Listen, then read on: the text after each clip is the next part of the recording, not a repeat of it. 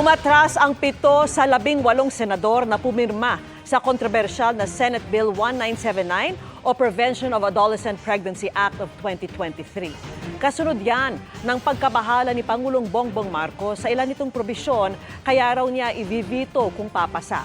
Ang may akda ng panukala ay sasagutin daw ang mga agam-agam, sabay diing wala sa panukalang batas ang ilang pinuna ng Pangulo. Nakatutok si Maki Pulido.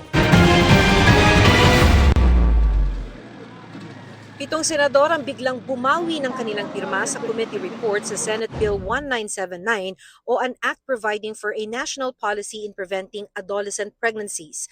Kasunod ito ng mga pahayag ni Pangulong Bongbong Marcos laban sa panukala na i-veto raw niya kung papasa sa kasalukuyan nitong bersyon. You will teach four-year-olds how to masturbate. It is a travesty of what sexual and sex education should be to the children. Kabilang sa mga bumawi ng kanilang pirma, sina Senators J.V. Ejercito, Nancy Binay, Cynthia Villar at Bongo na sumulat kay Senate President Cheese Escudero. Naniniwala raw sila na mahalagang issue ang adolescent pregnancy pero kailangan pa ng dagdag na pakikipag-usap sa mga stakeholder. Sumunod sa kanilang umatras sina Senators Bong Revilla, Jinggoy Estrada at Loren Legarda. Bago ang atrasan, may 18 senador na nakapirma sa committee report. Hindi pa nga napupunta sa presidente, may pronouncement na siya na i-veto. So why would we produce a committee report na alam naman natin na i-veto na ng presidente? Hindi ako sang-ayon sa anumang panukala na makakasira sa halaga ng pamilya at sa lungat sa pananampalataya ng ating mga kababayan.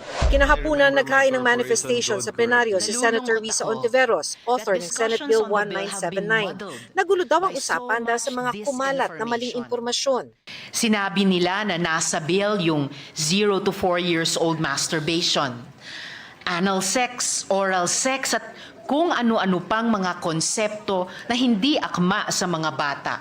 Natakot ang sambayanan. Pero uulitin ko, wala naman ang mga ito sa bill. At kailanman ay hindi ito makakapasok sa anumang panukala na aking isusulong. Sa gitna raw nito, maghahain siya ng amendment by substitution para masagot ang mga agam-agam ng ilang senador. Tinanggal na po natin ang phrase na guided by international standards dahil sa mga pangambang inihain ng ilan. Nilimitahan na natin ang CSE sa adolescents o ang 10 years old and above. Ayon kay Senate President Cheese Escudero, dahil aamyandahan ni Ontiveros ang panukala, pag-aaralan pa kung ibabalik ito sa komite o pagdedebatihan na sa plenaryo ng Senado. Para sa GMA Integrated News, Maki Pulido, nakatutok, 24 oras. Ngayong araw din ay naihain na ni Ontiveros ang kanyang substitute bill.